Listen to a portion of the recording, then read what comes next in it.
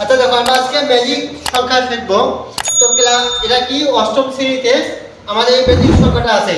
তো ম্যাজিক সংখ্যার সূত্রটা হচ্ছে n * n² + 1/2। এখন দেখো এখানে n বলতে হচ্ছে ম্যাজিক কত করবে, ম্যাজিক বের করতে বলবে, সেটা হবে কত n এর মান।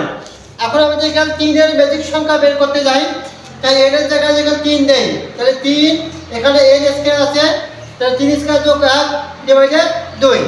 এখন আসো 3 এর উপরে স্কেলে কত হবে, 3 × 9, 9 আর কত 10, এখানে 10 নামাইলাম আর এখানে 3।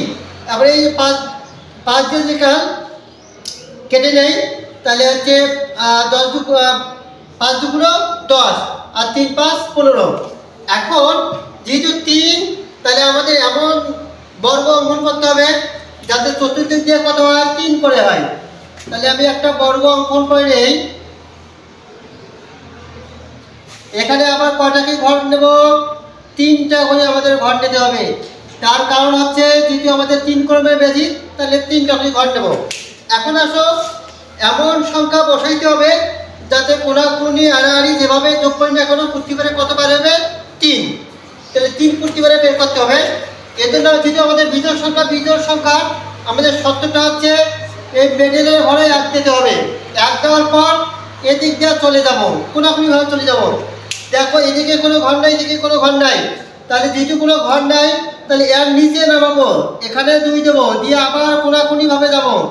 যাওয়ার পর এদিকেও কোনো ঘর নাই, এদিকেও কোনো ঘর নাই, তাহলে এই সোজায় চলে আসবো, এই সোজায় শেষেরটাতে 3 দেবো।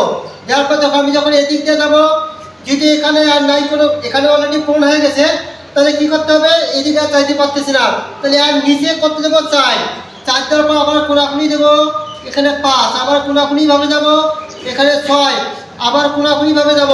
যাওয়ার পর দেখো চতুর্দিকে কিন্তু এর কোনো ঘর নাই, তখন যেহেতু কোনো ঘর নাই তাহলে নিচে নামবে কত 7। আবার কি করবো, এই কোনাকুনি যাব, কোনাকুনি যাওয়ার পর দেখো এইদিকে কোনো ঘর নেই, তাহলে এই কোনাটা এইদিকে চলে আসবে, আসার পর শেষেরটাতে পড়বে, 7 পর কত হবে 8। আবার কোনাকুনি চলে যাব, কোনাকুনি চলে গেলে দেখো যদি এদিকে কোনো ঘর নাই, এদিকে কোনো ঘর নাই, তাহলে নিচে নামবে, তাহলে 7 8 পর কত 9, তাহলে নিচে যেখানে নামাই এখানে কত 9।